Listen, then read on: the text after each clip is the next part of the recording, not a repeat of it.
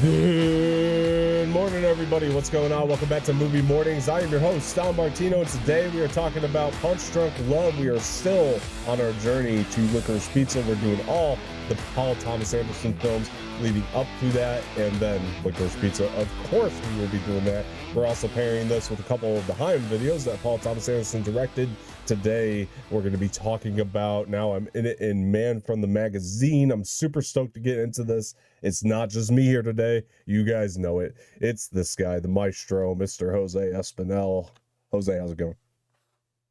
I am great. I'm glad to be here. I'm super excited to get into the breakdown for this movie with you. I really enjoyed myself with this movie a lot. All right. And I just can't wait to get into it. Same, dude. Same. I'm super stoked to get into it. This movie did come out, I believe, in the year 2002. And Yeah, 2002. 2002. And I mean, it was just pretty much praised by a lot of people when it came out. I think that for me, personally speaking, it's definitely one of the most experimental Paul Thomas Anderson movies that he's ever done. I think personally, he definitely wanted to go smaller with this one, a lot more contained. What the movie's about, that I think is actually up to interpretation for a lot of people. I personally just think it's about the power of love. And we do follow Adam Sandler, who stars in this film, along with Emily Watson. I think that they just do tremendous work together, have really good chemistry in the film. It's got other players as well, like Luis Guzman. We'll break it all down here in a little bit. I did want to mention before we got started, I do have the Punch Drunk Love Criterion Blu-ray. This is the best copy I have ever seen in the film. I do recommend picking it up if you're a fan of the film because there's just no better way to watch it. I mean, it's the best looking version of the movie that you'll ever see. Director approved, so make sure you pick that up when you can. But yeah, this is definitely like I said, a different kind of film for Paul Thomas Anderson. It's something new. I like that he, after Magnolia, kind of wanted to do something a little bit more light. You know, still had a little bit of that darkness that we see from Paul Thomas Anderson in there for sure, but definitely a lot more lighthearted. There's a lot more humor in there. One of my favorite things ever is when Paul Thomas Anderson was on Charlie Rose's show a long time ago with Adam Sandler, and Charlie Rose was like, why him? Why Adam Sandler? And Paul being the shy guy that he is, he's just, I think he's funny. And that was like the whole answer, and that just always made me smile because it's true. I mean, Adam Sandler, you say what you want about his films individually. I like that Paul Thomas Anderson could see beyond some of the lesser movies Sandler has done, and just be like, this guy is still one of the funniest of all time. And he would cast him in anything because of that. And this is one of those situations where Paul approached Adam for this movie because Adam had no idea who he was. And then Paul approached him and Adam watched his movies and was like, yeah, I want to work with this guy after seeing his films and stuff. Yeah, So yeah, go ahead. I feel like that's what happens a lot with Paul Thomas Anderson is that whether the actors know who he is or not, for the most part, it's the actor going up to Paul Thomas Anderson and saying, "Hey, um, I want you to be in this movie for this role," and then the said actor or actress reads a script or sees his other movies and like, "Yeah, I want to be in your film," because he's just that decorated and that talented as a director that other actors just love his work so much that they want to be in his movie. They see that as like an achievement. It's like on a pedestal. They're like, yeah, he's like really up there as a director. He's just that talented that I don't care if the movie doesn't make if the box office doesn't surpass the budget. Usually doesn't. I don't let's care be about. honest. Yeah, exactly. Yeah, Paul Thomas Anderson, only like maybe 2 or 3 of his 9 movies have done that. But that speaks a lot to Paul Thomas Anderson, the fact that actors and actresses see his movies and want to work with him, whether or not the movie's going to surpass the budget. Well, yeah, that just speaks volumes to the talent that Paul Thomas Anderson has. I agree with that, and I think he's a storyteller first, which is kind of what makes his career work so well to me. And in terms of yeah, go ahead. And we just to cut in, yeah, you're good. What's so amazing about Paul Thomas Anderson is that his all well from what I've seen so far from his movies, from Hard Eight to now, and of course also Licorice Pizza because I've seen it already. Mhm. Every single one of those movies that I've seen so far from him are all different kinds of movies and all tell different kinds of stories, and they're all different kinds of genres. They're not all the same, which speaks volumes to him as a director too. The fact that he can do any kind of movie and nail it 100%. You I know, he yeah. not a single one of the movies that he's done so far that I've watched has failed, in my opinion, and that he can just do any genre. It doesn't matter what kind of movie it is. He just nails it 100%. Well, Like just that he's just that good of a storyteller and that good of a director that he mhm. just nails it every time. Well, I think the reason why that is too is because, and to your, I mean, I agree with your point 100%. I think that you always can find a little bit of Paul Thomas Anderson's stamp in the movies, but each story is different. It's always told differently. He always tries to find new techniques in directing. And I remember hearing the interview with him, and this is to your point, because he had said at one point where it was like if he stops learning, then he's not doing his job right. He feels like he always has to learn how to direct. You know, there's When always that's yeah, something to learn. and that's and that's and that's the thing with directing in particular and script writing too. Yeah. Obviously, you know, some directors also write their own movies. Uh-huh. I know most of them don't, but I know some do. Paul does. When it comes So to yeah. yeah, exactly. He writes and directs. You know, he directs all of the movies that he's written himself, Yeah. and that's even more of a testament to him. But yeah, when it comes to directing, that's a testament to the director being able to uh take all different kinds of stories, and all the movies that I've seen so far from him have all been different kinds of Yeah, stories and absolutely. different kinds of moods of movies, like, Hmm. you know, from Hard Eight to Magnolia to Yeah. Boogie Nights to even this and to Licorice Pizza. They've all been different stories and different types of movies too, Hmm. in terms of, you know, the settings and all that other kind of stuff. Yeah. It's a testament to him being able to deliver on being able to do different kinds of movies with different kinds of settings and really perfect that kind of stuff with not only the writing, the directing, but also, you know, getting the right actors to play the right roles in his movies. It's just a testament to the brilliance that Paul Thomas Anderson has. He's a genre jumper, if you'd forgive the term, but that's probably the best way I could describe it. He really does. He likes to jump genres. You know, hence he can jump from a movie like Magnolia to this, which is, like we said, like Mhm. just much smaller, much more contained within its characters. Uh But still have an incredible like message and story to it. yeah, I don't know, man. And you already said that you had a good time with the movie, but you know, if I were to say like comparing your experience or comparing what you expected the experience with this fourth film of his to be and compared to what you got, I mean, how did that go for you? Ooh, definitely a lot different than it was. Definitely not the kind of movie I was expecting. I can Uh tell you that much. that's I was pleasantly Is surprised. that a good thing or a bad thing? Oh no, it's an amazing thing. I mean, Yeah. for one, Adam Sandler's performance was amazing. I was not Yeah. expecting him to play such an amazing like play his role so perfectly. I mean, obviously I'm used to more of his like 51st Days role or like Happy Gilmore, you know, those kinds of movies. Seeing him play this kind of role, this like, Yeah, it's different. you know, dweeby kind of, yeah, it was Very definitely dweeby. a lot. Oh, definitely a lot different to what he's, you know, and that's what I like a lot about actors too, not just directors but actors is I love actors that, you know, aren't typecast, the ones that can play all different kinds Mhm. of roles. And that's what I appreciated so much about Adam Sandler in this movie is that he was able to deliver his performance so perfectly in this movie. Um, and so yeah, it definitely exceeded my expectations. Mhm. From before watching the movie to now having watched it, it definitely was like I was expecting one thing and I got something like so much better. It was great. Yeah. This was the one, and I'm going to be very honest with you. This is the one I was nervous about with you because I just know that I do know people that don't like this movie, and that's fair. I just think that in my opinion, I was like, okay, if he likes this one, the rest of them are going to be a breeze because like I just think that they're just far more amazing than this, and so like I was so happy that you did enjoy this as much as you did, And even for me, I do put this a little lower on my ranking. I don't think it's the worst. It's lower. Yeah, no, I mean this Yeah. was. I mean, of the ones we've watched so far, I would definitely put it not last, obviously, but definitely lower on the end of the Hmm. four that we watched so far. I would put it Yeah.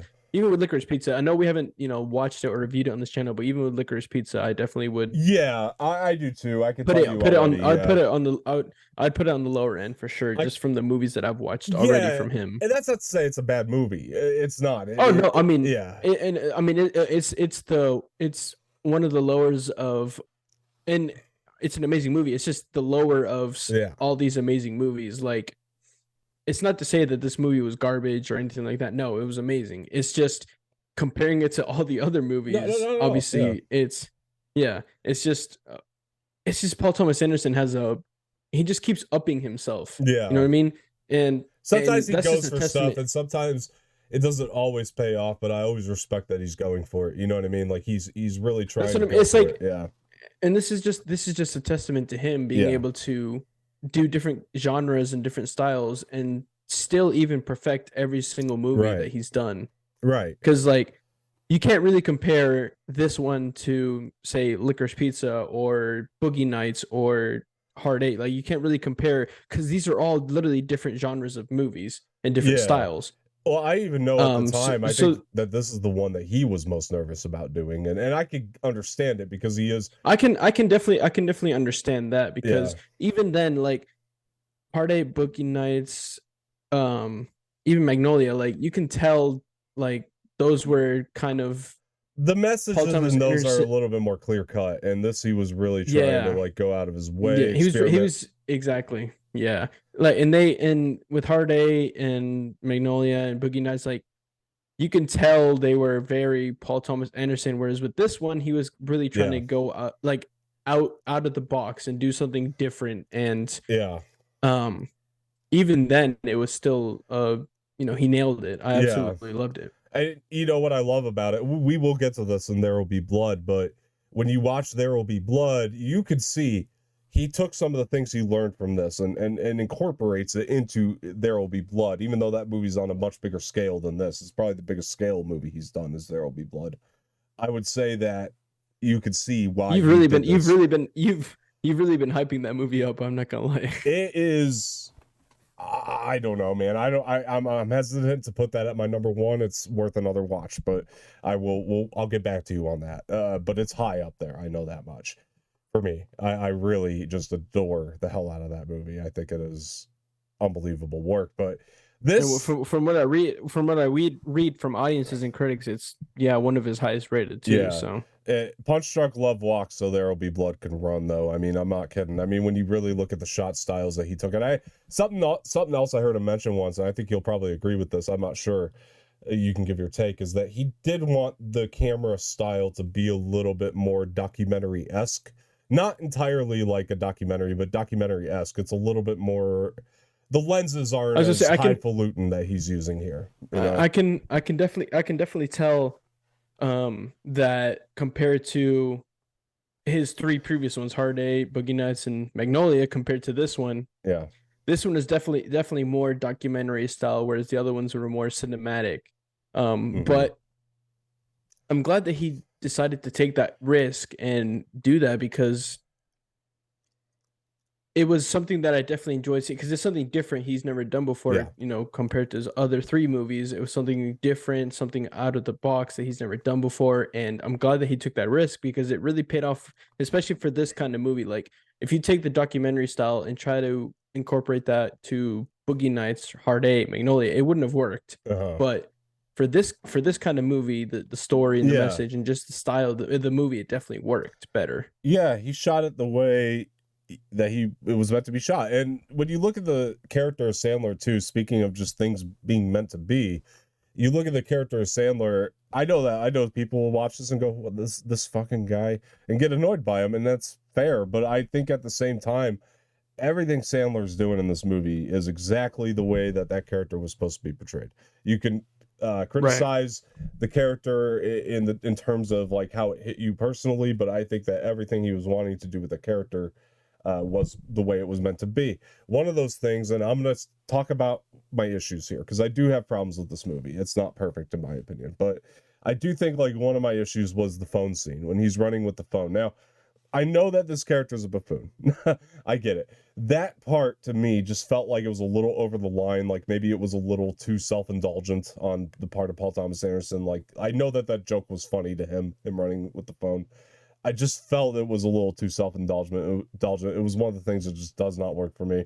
I find it to be just like right over the line of everything. Even though this film is as wacky as it is, I just found that one to be a little self-indulgent. Like I felt like the phone thing means something to Paul, and I respect that. It just doesn't work for me when he's running with the phone down the street. Oh, okay. Well, That's it one of worked my for issues. I liked it. That's It was awesome. I'm glad. yeah, I mean, absolutely liked it. I found it even funnier for the movie having yeah, him completely just walk off with the phone yeah, basically just ripped off the wall. I mean, like, and I was saying this while we were watching the movie too. I was like, how far does this cable go? And then I just see the line just break and him just walking off with the phone. And I yeah. found it absolutely hilarious the fact that he was just walking off with the phone broken from the the Yeah, box or whatever it was at. Yeah. that's great. I'll tell you what. I think if that would have happened in the first, excuse me, half of the movie, I might have indulged it a little bit more myself because in the first half of the movie, we see this character. He's a complete dweeb. He's a complete buffoon, and you have to accept it. It's right there in the beginning, and I love that it's all right there in the beginning and laid out for you. He runs a company that sells glass plungers for crying out loud. It's ridiculous. You have to accept it right there from the get go. Otherwise, this movie is not going to be for you.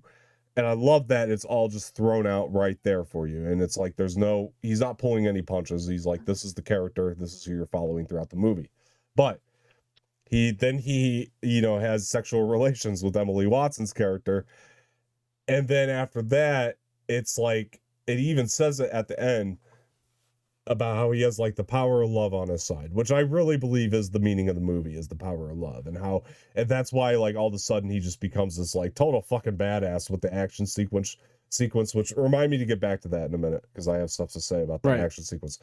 But I also think that after he, like I said, gets with Emily Watson's character, the phone thing shouldn't have been a characteristic of his. I think that's why maybe it didn't work for me. Is because at that moment, to me, he was starting to become more confident in himself. His problems were starting to be Yeah, depleted. he was definitely becoming less of a dweeb too. Yeah, yeah, After he had sexual relations with Emily Watson's character, he yeah, definitely was becoming. I mean, he still was a dweeb. He just wasn't as much of a dweeb because of her and because he was so in love with her. yeah. So I can definitely understand where you come from with that. If it would have happened earlier, then Yeah. yeah, it probably would have fit better in the movie. Yeah, yeah, For sure. exactly. Like I think like that belongs somewhere. So a joke like that anyway just belongs somewhere in like the first quarter of the film, more or Like less. Yeah.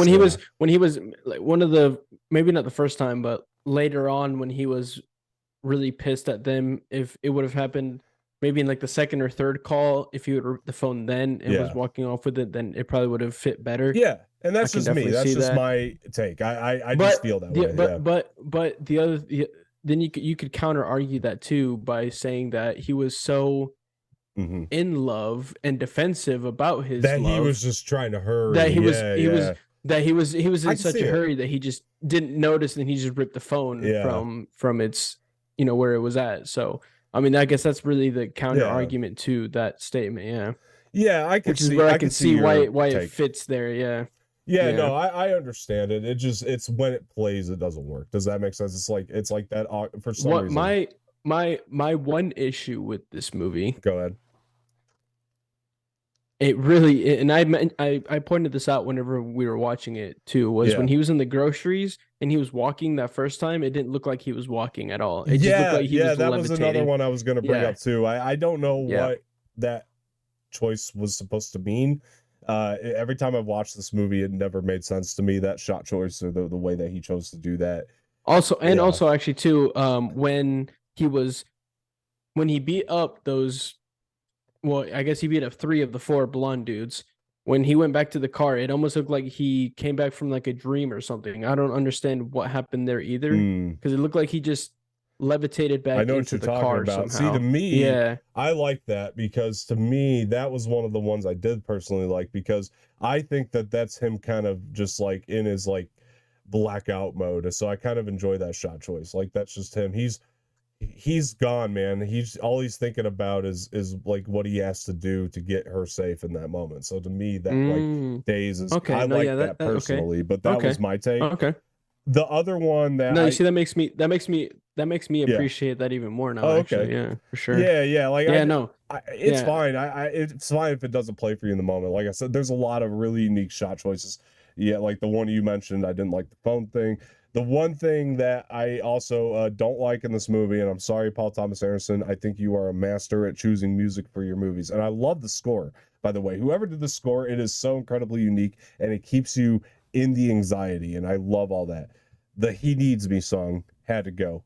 I like the music behind it, fine. I don't like lyrical repetitiveness and he needs me, he needs me, he needs me.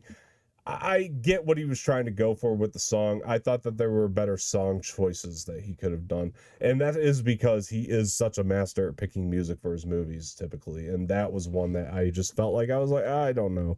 It's not a huge gripe I have. It works in the moments, especially it works better when lyrics aren't going for it.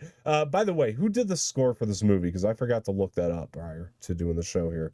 Um. Because I really want to praise this score because this was unbelievably unique. I don't think it was Michael Penn that he usually works with, but it might have been. And if it was, damn good job. I really It's love the it's the score. same. It's the same guy who did the score for Magnolia, actually. Oh, who is that?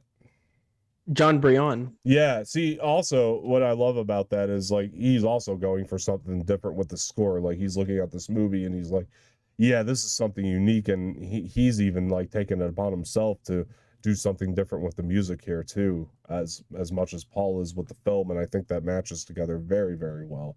I like that the score just all those like random drum beats and stuff, and all the random rhythms of the score. I mean, it just really keeps the anxiety up, and then like when there's like these happier moments, like it just ramps up really, really well. Like I love that score. And Yeah, like for example, when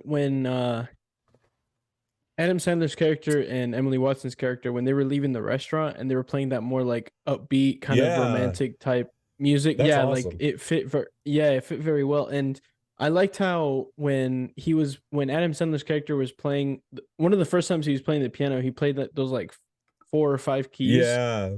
and they used that same soundtrack Yep. once he left the piano and he was talking to Luis Guzman's character. Like I like how they continued playing those Uh, like 5 keys over and over again as kind of like the soundtrack for that scene. I like yeah. that a lot. There are I like how they, and yeah. that's, that piano honestly played a bigger role in this movie than I expected, Yes, yes. Uh which I really enjoyed. so to me the piano kind of represents like all of his problems starting to become depleted, because at the Yeah, end, it's like in the beginning the piano was almost like his downfall, yeah. but then at the end it became his uprising Oh yeah, and then in a like way. even her like bringing it up in the middle of the movie just randomly kind of like Right. pinpoints this idea And then like him and then and then him bringing the piano to her place, mhm. like that was, yeah, that was. And then obviously at the end when he was playing it and she came up to him, it was the piano played a very big role. Yeah, I love that so much the way he did that. And like it is brought up randomly in the middle of the movie, but that's like Paul Thomas Anderson reminding you, don't forget about the piano because I'm bringing that back around later, and that's Which gonna. I've got one right here. But she called it something else though. It wasn't even a piano. I forgot exactly the Well, no, word it she was no, at. she called it by the no. It's because pianos, there's different names for, like, Oh, each piano has, it comes from like a brand. So hmm, she was calling it by its oh, brand name. I I'm pretty sure. gotcha. Yeah. Okay, no, fair Hold enough. on. I'll look it up right now. Keep talking. Yeah, I'll no, fair find it enough. here. I think that like Uh, yeah, that piano was such a great it adds this kind of layer of iconicism to the movie, along with the other thing that I just find to be so iconic. Like every time he, oh my God.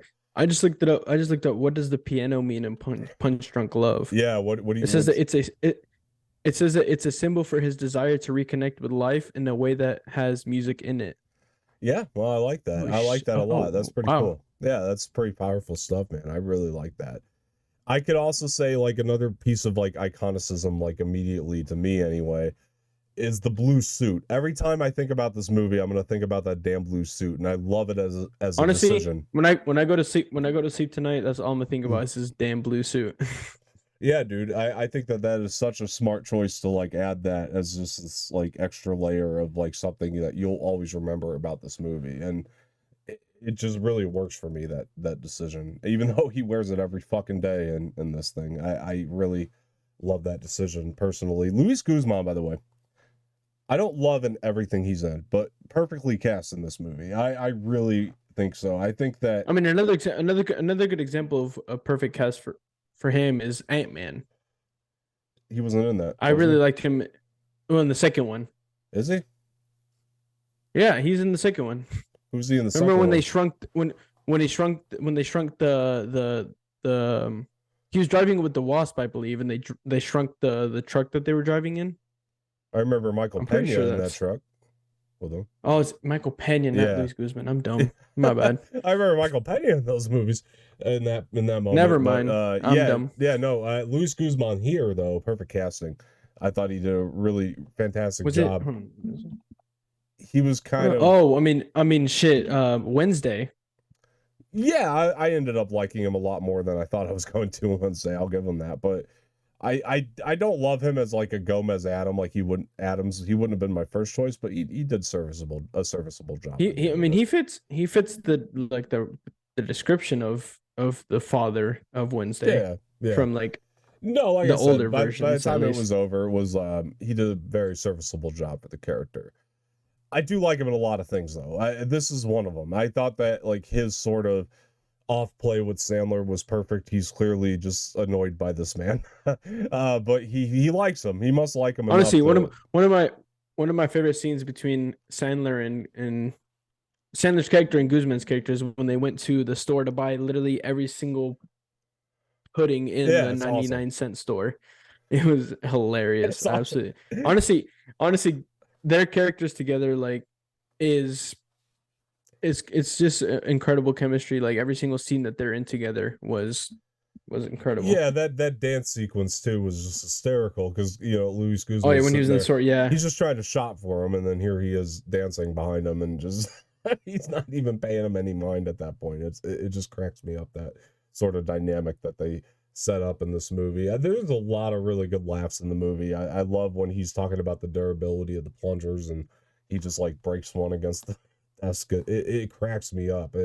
Things like that are just so good See, in this. I just found the name of the piano Oh, in what was Punch it? Drunk Love. What was it? It's called the name is harmonium. It's a hand pumped organ. Harmonium. Yeah, there you go.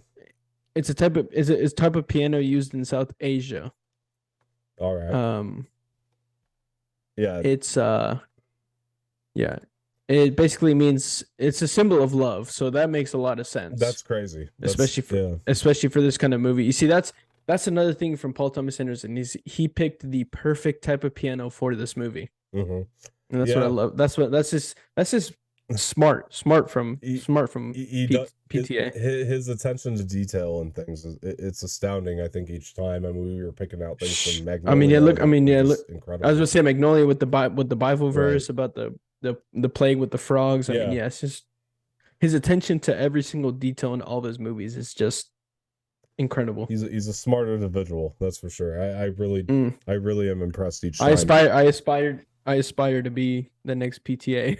Yeah, good luck. I mean, this is Thanks. you're a friend, but look, man, that guy No is pressure there. No yeah, pressure there. 100%. This guy is just. I mean, he is no pun intended. He is the He's master. just He's really good at what he does. he's just on a different level, honestly. Yeah, I love that dude. And you know what? It is such a unpredictable choice, man, to work with Adam Sandler after doing Magnolia. And the fact that he did it and just like took the swing is so respectable, man. I couldn't have thought of this any other way, honestly. I think that he just yeah, That's just goes. I mean, fantastic yeah. choice. Not only did he take a risk with working with Adam Sandler, he took a risk making this movie a whole different kind of genre, Uh-huh. style, story. I mean, the whole thing altogether is just a complete risk, and it honestly paid off in my opinion because it was just such a perfect movie Yeah, for the kind of movie that it was. I think everything he wanted to do, he did. Everything got executed Yeah. well the way he wanted it to be in this movie.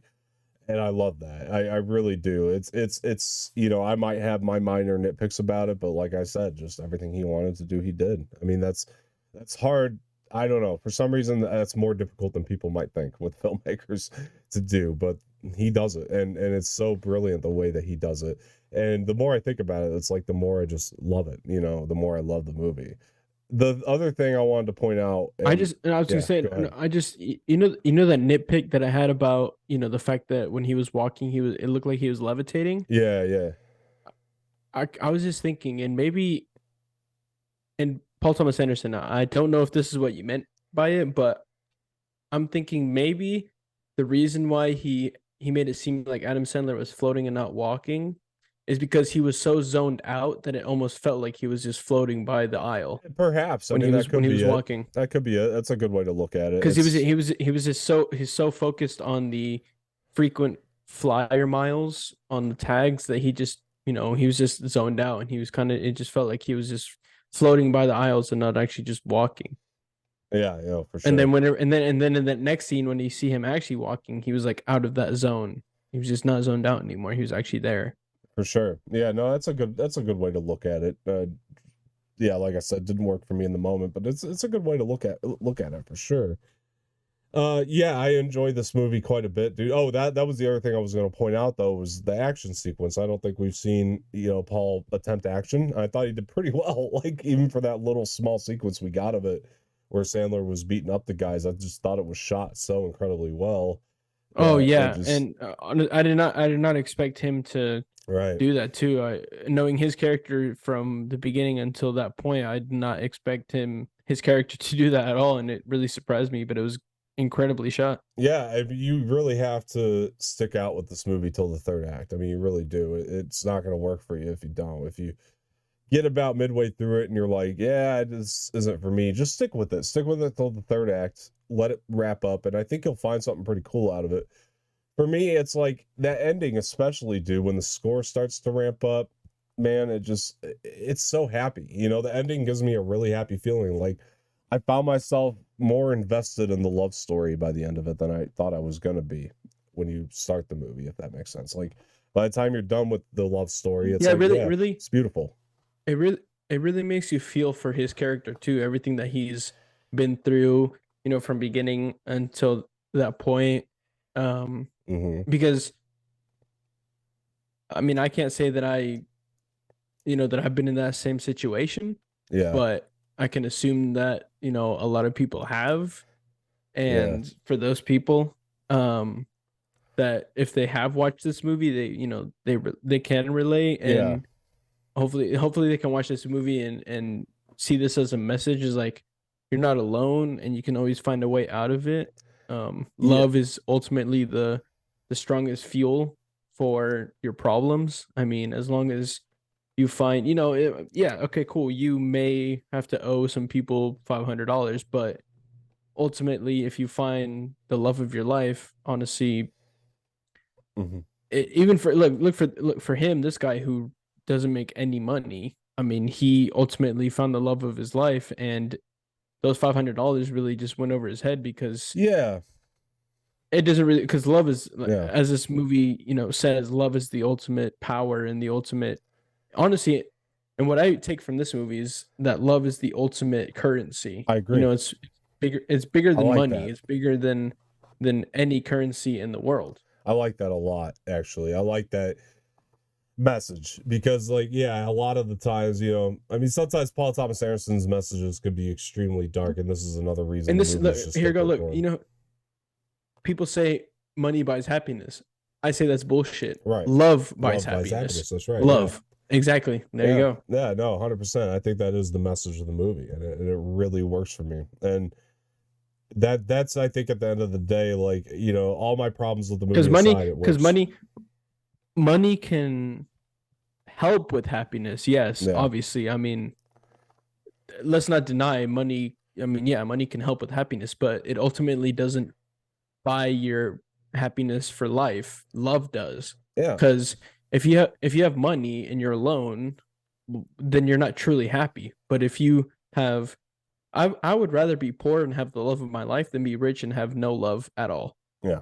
I'm just saying it right now. Like 100%, I dude. could have I could be a mid-class person with enough money to support myself and my bills and all this other stuff and have the love of my life than be the richest person in the world and not have the love of my life. Like Yeah. love ultimately is the one that buys your happiness for the rest of your life. Money helps it, but it doesn't ultimately buy it for the Yeah. rest of your life. Yeah, at the end you really feel that, at the end of the movie you feel that message. I think I do anyway, and I really understand what he was trying to get across. I loved how you just put it too, man, because it was actually magnificent. That I couldn't have said it better myself there.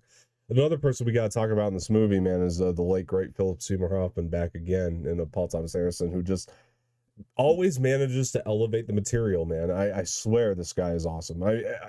This movie was like incredible, I mean, man. just take his role, This role, comparing his role from Magnolia to now, completely different. very And different.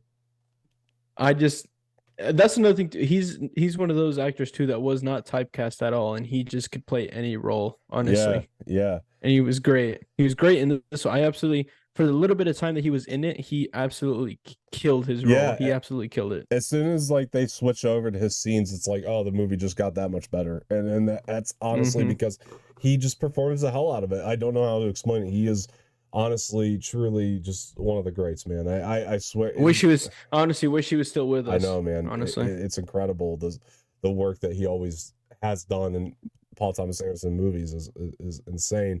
And Paul always knows how to use them, man. And that's I love. There's actually this is a good time to plug this a little bit here. Not that I'm making any money off it, but I just really highly recommend it for hey, sponsor people. us. This does have a couple of like exclusive interviews, which Philip Seymour Hoffman is a part of, that you'll be able to see with this Criterion edition. So I recommend it for that reason. And there's one point in one of the interviews where somebody was like, Philip, you're coming up in the world. Why this movie? Why this, little small little thing?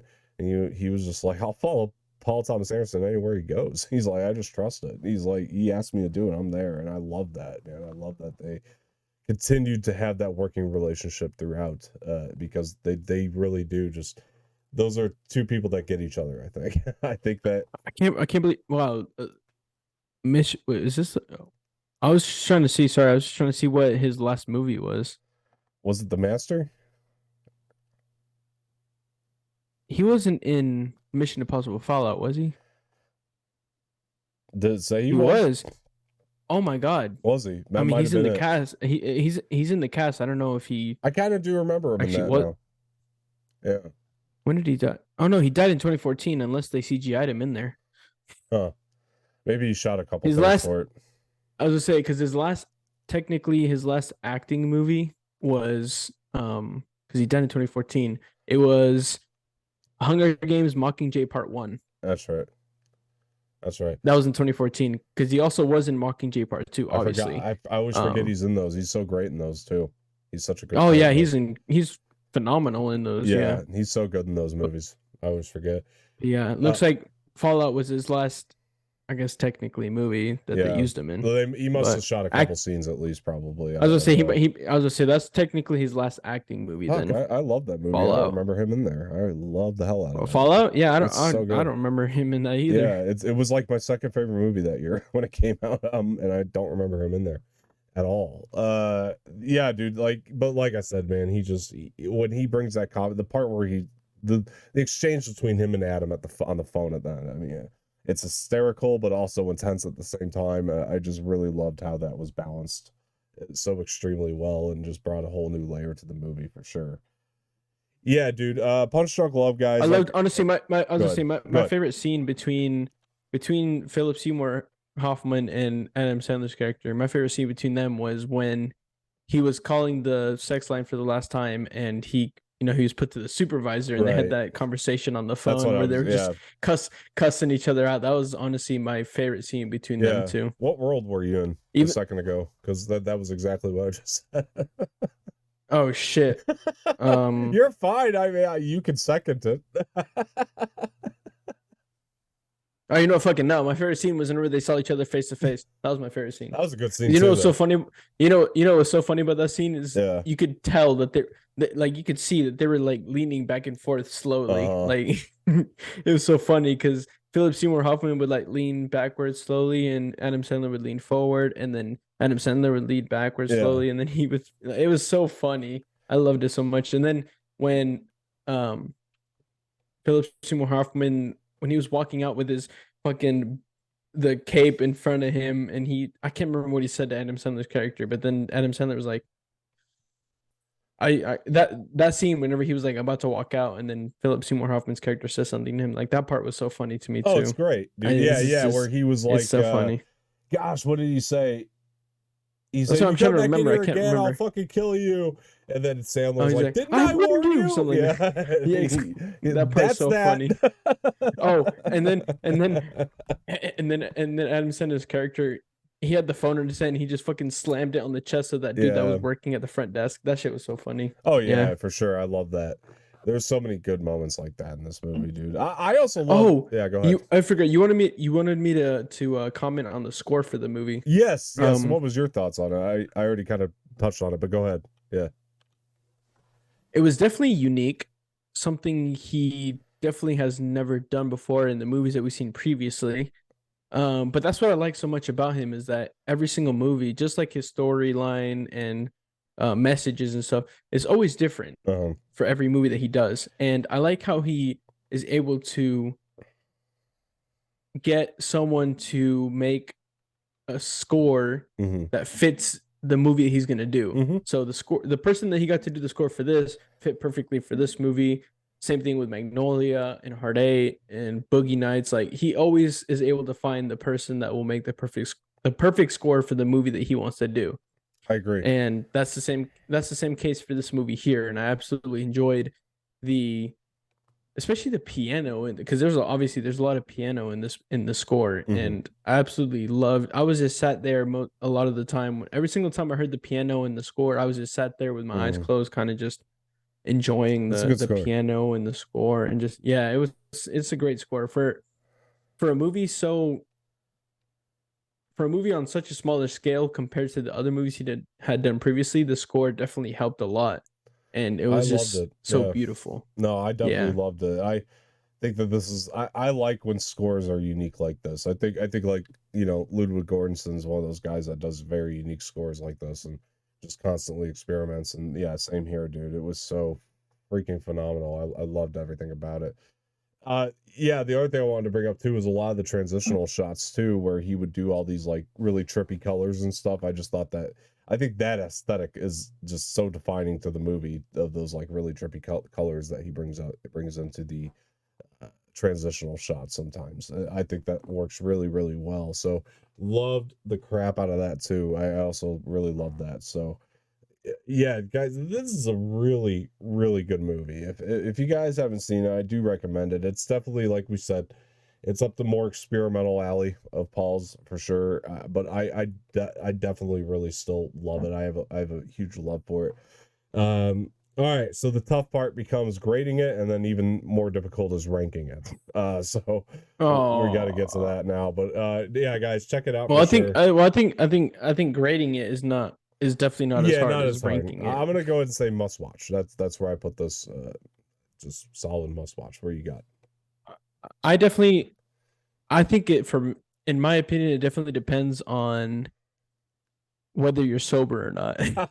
I think I think if I wasn't in the state that I'm in, I wouldn't have enjoyed it as much because it's just that dumb and comedic Yeah, that sober I would put a maybe watch, like oh, you a might might watch. watch. Yeah, But tipsy or drunk, I would definitely put as a must watch or because stoned. I mean, of like we were saying, with how all the trippy colors and stuff, I was gonna say stoned would work if probably you're really well. stoned or if you're stoned, drunk, or mixed with stoned and drunk, then it's definitely a must watch. Yeah, Because I feel like the main reason why a lot of people don't enjoy this movie is because they're sober, and it's such. it's just Yeah, that dumb. It's that dumb and that stupid and that funny that sober is not as fun to watch. But if you're tipsy, drunk, stoned, or a mix of both, Yeah. you definitely will enjoy this movie a lot more because you can just laugh at the stupidness and Yeah. all that other stuff. So Yeah. I would definitely give it I would give it a must watch for It sure is called because Punch I Drunk feel like Love. I I feel like I would enjoy it sober or drunk if I'm being honest, just because it's Adam Sandler and I absolutely love the guy. Yeah. Um, but I think for other people, I think it definitely depends. Yeah, no, I mean, it's definitely it's more in the acquired taste. I won't deny it. I mean, for sure, but I still am definitely gonna say must watch. I think it's something that like you're not gonna really know until you take the leap, and that's why I'm kind of giving it a must watch. I also think it's just that good to me. Like I really really like this movie. I think it's unique, but you got to kind of go in expecting that too at the same time. But yeah, ranking, I am gonna put this. Man, I did a lot of thinking here today on this when we were watching it.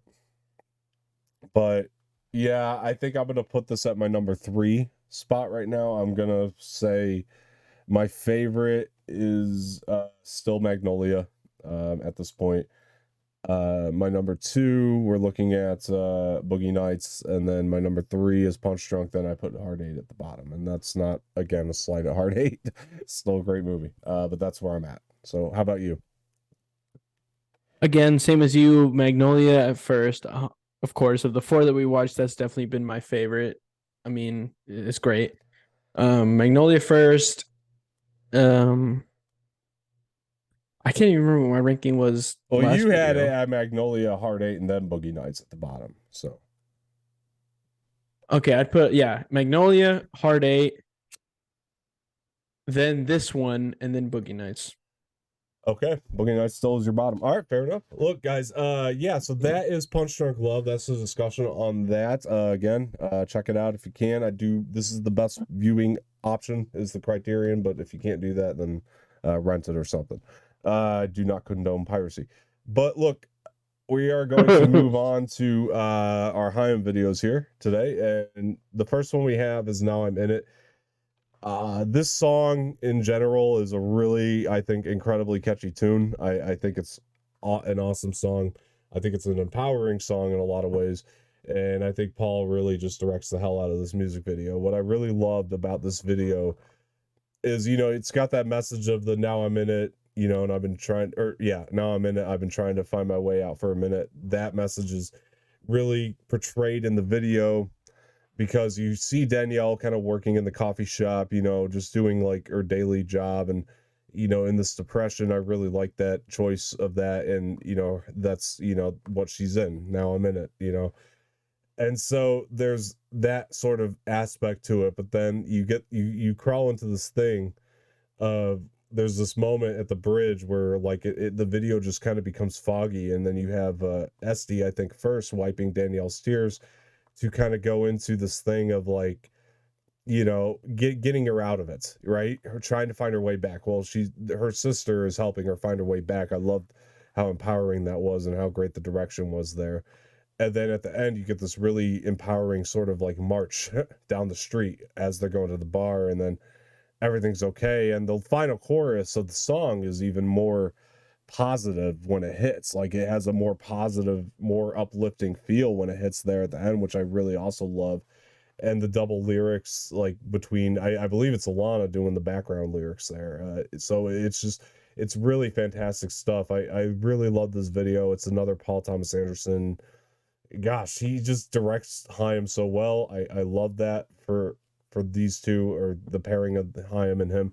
I think just really really works, and obviously we'll get to more of that later with Licorice Pizza and stuff. But I just think that this is a preview of like why they work together so well. Again, I think as we said about the last two music videos, I also think that this video stands out too from anything Paul's ever directed before. I like his usage of the city in this one. I like that a lot. I also like the usage of the coffee shop. I thought that that was a really nice touch. The tone of the video just doesn't really match anything Paul's done before, in my opinion. So I don't know. Jose, what'd you think of the video? Yeah, no, I thought it was definitely an interesting take on to compare the lyrics to the music video. I thought it was an interesting take, but I also think that he did it perfectly. I think that the lyrics, not only was it different to the music video, but I think it also matched it at the same time. Uh, I really enjoyed especially the part where they were in the car washing scene. I really enjoyed Yes, the that car part. wash was a cool aesthetic. Yeah, I'm glad you brought that up. Yeah, Yeah, that was a really cool aesthetic. And also the part where I found it really interesting too, where she was at a bar, she took a shot and then walked out and she looked so drunk and then had to go to work at a coffee yeah, shop, poured some cups, was missing a lot of the cups, and then literally walked out, went straight yeah. back to the road. Was so drunk that her sisters were like basically, walking her in one of these In the gurney, that was stretchers. awesome too. Yeah, in the gurney, yeah, I thought that was Yeah, really cool. And what I found really interesting, I don't know if Paul Thomas Anderson, I know what, at this point, I'm gonna just say that he means everything that's in this I'm video sure. or and But anything that he does. Um, what I found really interesting too was the fact that they were walking her in a black gurney, which obviously black means death. It's usually, portrayed for like funerals when someone dies. Because in that moment, she felt like she was dead because she was so, not only because she was so drunk that she probably, killed herself, but also because she yeah, feels so dead with having to go to work and she's yeah, miserable in her work that she has to go and drink, that she feels dead inside, that they walked her in a black gurney. I really, yeah. That's a really really liked that. good. If that's what he meant, then that's That's a really great smart on his analysis of part. it. But I also think what's really Yeah. interesting now that you kind of bring all that up about her getting drunk, having to go back to work again, is at the end, the music becomes more uplifting and the tone of the video is more uplifting as they're strutting down the street going to the bar. However, it is a cycle. She's gonna wake up hungover again, go right back to work because the lyrics in the song don't change. It's still now I'm in it. I've been trying to find my way back for a minute. It's still those lyrics. They're still lingering on. It's basically it's like she's living in a loop. Yeah, One yeah. of those It's loops is like she wakes up, she has to drink, she goes to work, she yeah. gets walked out, she gets walked in the gurney, she wakes up, car wash, sleep, and it's Mhm. just one, vicious cycle loop that she's living in Yeah, and I also for sure. mentioned about like how her she had her sister Esty in the moment like wipe her tears in the fog in that one moment. What I really love is the decision in this video that Paul did is Danielle's not so much glamorous in this video, but you see her two sisters and they're really glamorous. It's almost like her sisters are kind of like her guardian angels, like watching over her in every moment too, just to keep her around and keep her Right. alive through all these areas. But I love this song because in the video too because it's something that just relates to the real person. They were really writing a song about something that a lot of people are really going through, and they are trying to uplift you with the song. Like it's an uplifting song for sure, Right. and that's the message behind it. And Paul just really understood it with the directing of the video too, and just like I said, nailed it. I just think that this video is awesome, and it's a simple song compared to some of the other stuff they do for sure, but I think sometimes simple is better, less is more, and I definitely feel that way with this song. And by the way, if anybody ever, as I've heard a couple accusations that Danielle doesn't have range in her voice, and this is a song to listen to because in the chorus when she goes up, and the rain is coming, that part, yeah, she just nails it. And I love that so much for this song too, because it's like it does start out, like I said, it is kind of less is more, but you still get these real empowering, sort of vocals that have actually a lot of range to it. And I love the, sort of chord change in the middle of the chorus to kind of give you that. And it was just a really smart decision on all fronts. So yeah, no complaints about this video whatsoever. Did you have anything you wanted to add about it or?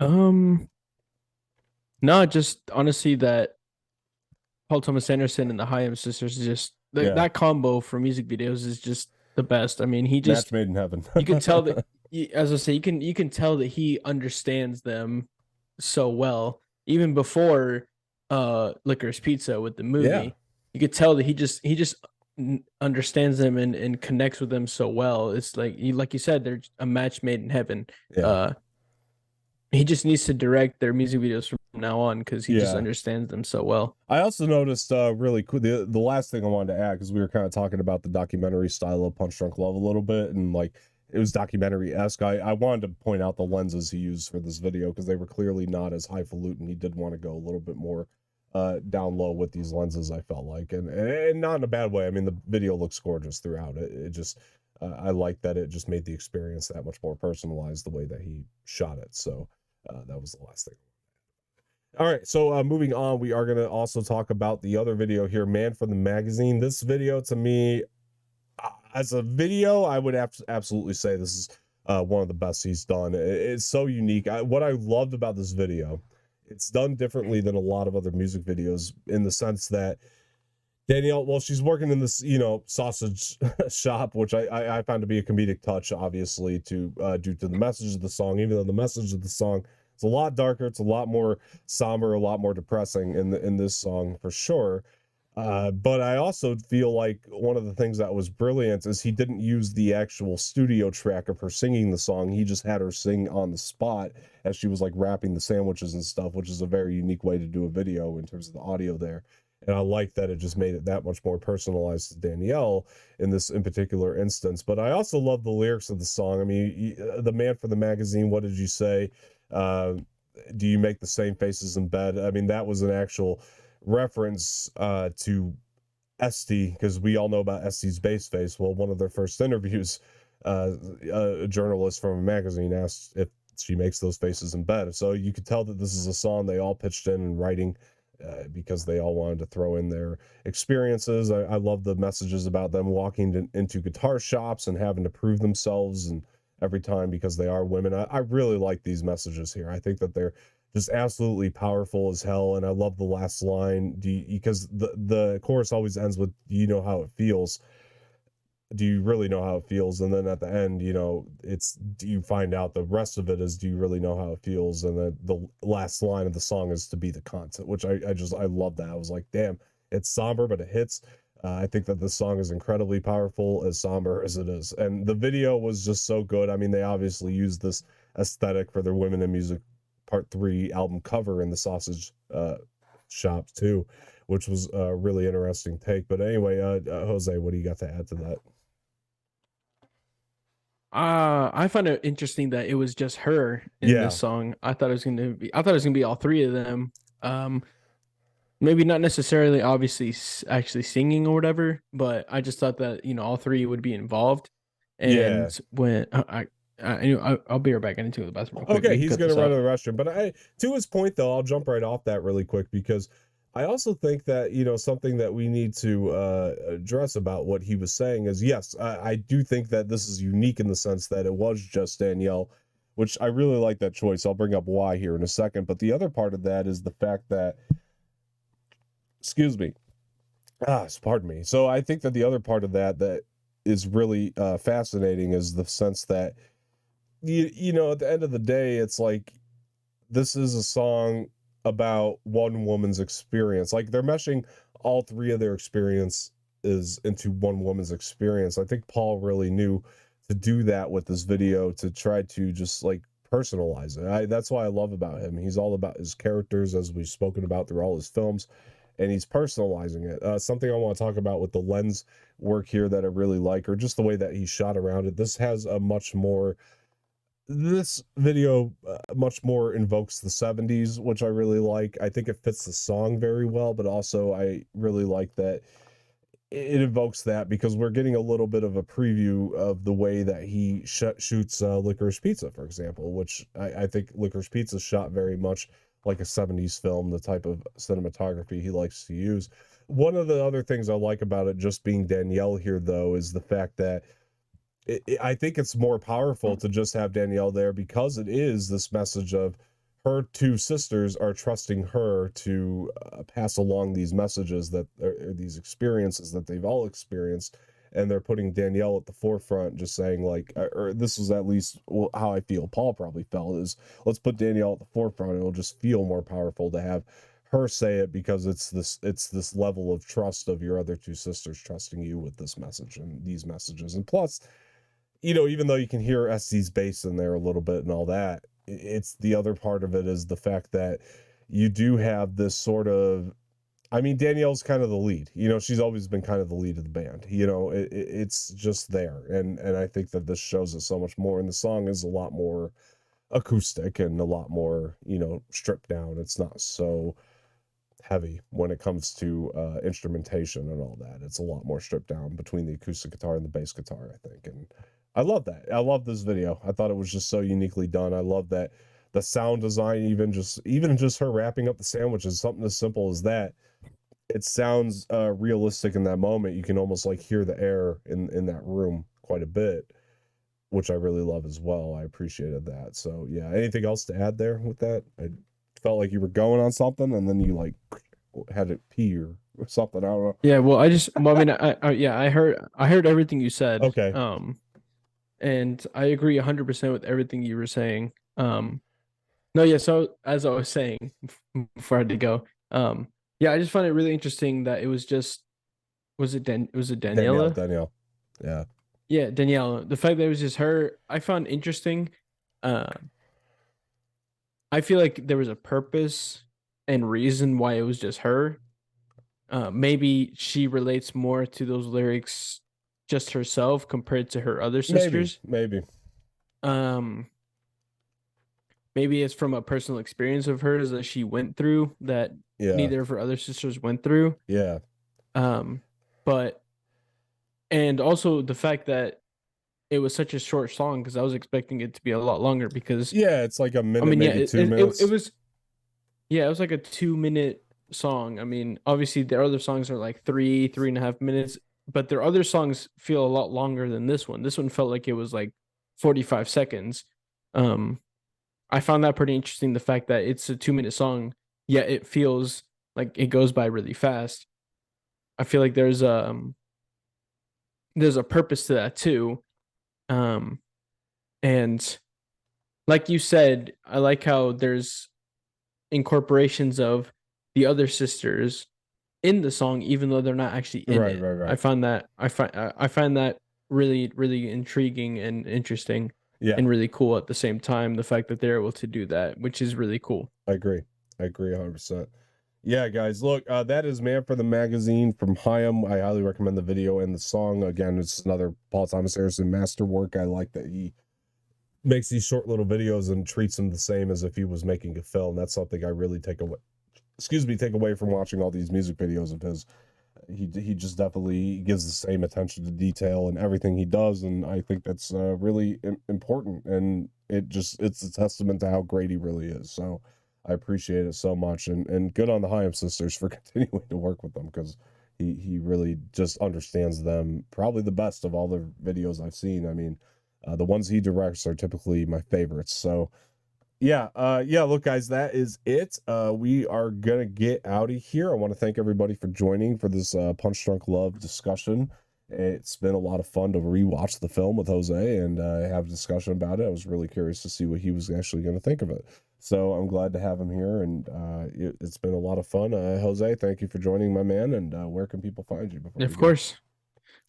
Yeah, you guys can find me on all socials at extract gaming _ and on Twitch as well as at extract gaming _ I do a lot of Star Wars content there, so if you guys are interested, go check me out. I play other games too, but mainly Star Wars. I play Star Wars games and react to Star Wars content.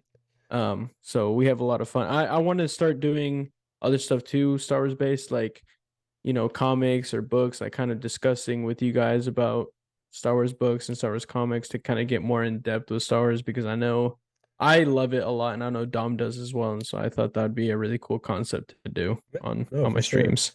Yeah, it's been a minute since we've done an Imperial Order. We're due one over here too. So let's For sure. let's try to get that going. We definitely we as I say, we definitely will have one when Star Wars Celebrations comes. Yes. Again. Yes, we might do one or two of them. We'll see what happens, but I'm excited about that. All right, guys, look. I've been Tom Martino. I want to thank everybody for joining. Please, before we get out of here, hit that like button below, subscribe to the channel, leave some feedback in the comment section, share this with your friends, and hit that bell for notifications. Head over to Jose's Twitch. Make sure you follow him there. Tell him how much you want to see him play Knights of the Old Republic, and that will be a really fun thing for him to do. All right, guys. Look, thank you guys so much for joining. We will talk to you guys later. See ya.